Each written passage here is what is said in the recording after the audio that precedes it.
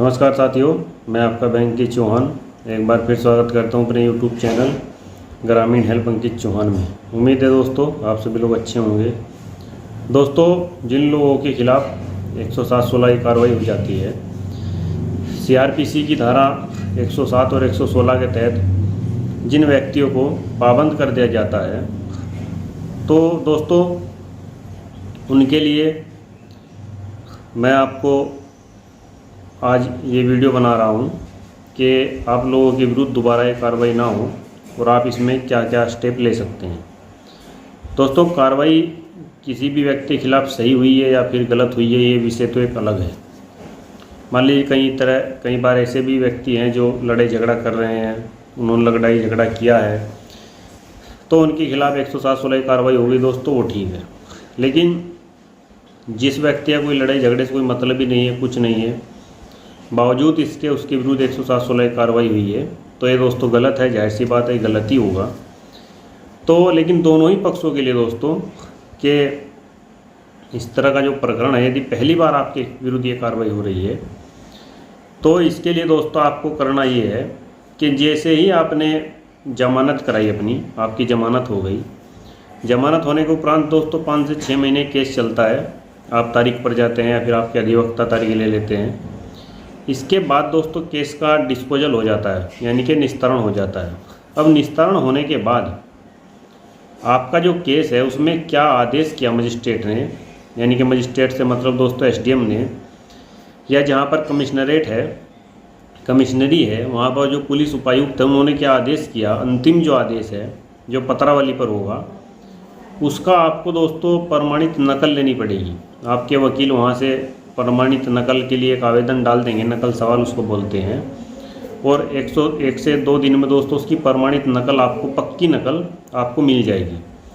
उसका दोस्तों आपको अध्ययन करना अति आवश्यक है।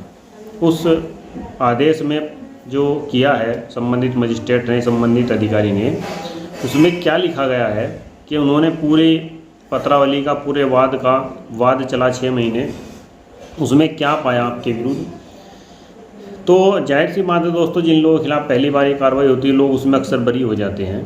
तो आपको वो नकल लेकर के और एक साथ में एक एप्लीकेशन लेकर के, लिखवा करके, वहीं से SDM से मार्क करा के कि साहब ये रिकॉर्ड अब हमारा थाने से क्लियर कराया जाए, तो दोस्तों वो वहाँ से मार्क करते हैं, आप थाने जाइए, थाने से आपका रिकॉर्ड वो क्लियर कर देंगे। तो जब आप दोस्तों ये प्रक्रिया करते हो, तो दोबारा जो है थाने में आपका रिकॉर्ड नहीं रहता है, तो इसीलिए आपके विरुद्ध भी दोबारा 107/16 की कार्रवाई नहीं होती है।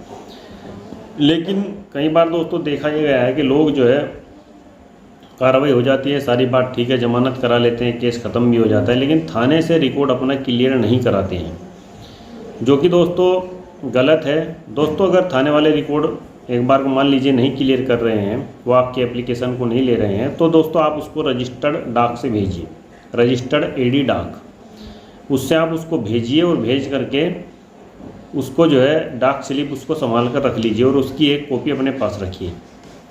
दोस्तों, उसके ठीक 15 दिन के बाद आप उस पर राइट टू इन्फॉर्मेशन एक्ट 2005 के तहत पूछ सकते हैं, सेक्शन 6(1) का प्रयोग करते हुए कि हमने ये अपना रिकॉर्ड क्लियर कराने हेतु एक आवेदन यहाँ दिया था, समस्त जो है दस्तावेजों के साथ और मजिस्ट्रेट के आदेश के साथ, तो हमें बताया जाए हमारा रिकॉर्ड क्लियर हुआ या नहीं हुआ। दोस्तों, रास्ता बहुत सरल है, केवल आपको थोड़ा धैर्यपूर्वक कार्य करना है और थोड़ा उसको धैर्यपूर्वक देखना है, समझना है, तो दोस्तों उसमें आपको कोई दिक्कत नहीं होगी। तो इस छोटे से वीडियो में दोस्तों मैंने आपको बताया कि आप किस तरह से वर्क करेंगे ताकि आपके विरुद्ध जो ये कार्रवाई है 107/16 की, वो दोबारा ना हो, आपको परेशानी ना हो, आप परेशान, आपको ज़्यादा ना होना पड़े, भाग दौड़ ना करनी पड़े, भविष्य में आपको ना परेशान होना पड़े, कोई दिक्कत या परेशानी आपके सामने भविष्य में आके ना खड़ी हो जाए इस 107/16 की कार्रवाई की वजह से। तो इसलिए दोस्तों अक्सर मैं इस तरह की वीडियो बनाता रहता हूँ। मेरी कोशिश रहती है कि लोगों को ज़्यादा से ज़्यादा इस YouTube चैनल के माध्यम से मैं जितना भी जागरूक कर सकूँ उतना करूँ, और जितनी भी मेरी समझ है दोस्तों, मैं उसके अनुसार आपको बताता हूँ। लेकिन साथियों, जो मैंने आपको बताया इसको आप एक बार कर ज़रूर देखिए, आपको कुछ ना कुछ सीखने को मिलेगा और रिजल्ट आपको ज़रूर दोस्तों पॉजिटिव मिलेगा। साथियों, मैं हूं अंकित चौहान, यूट्यूब चैनल ग्रामीण हेल्प अंकित चौहान से, आज दोस्तों मैंने अपनी फंडामेंटल ड्यूटी का पालन किया। फिर मिलता हूँ आपसे किसी दूसरी वीडियो में। सादर नमस्कार।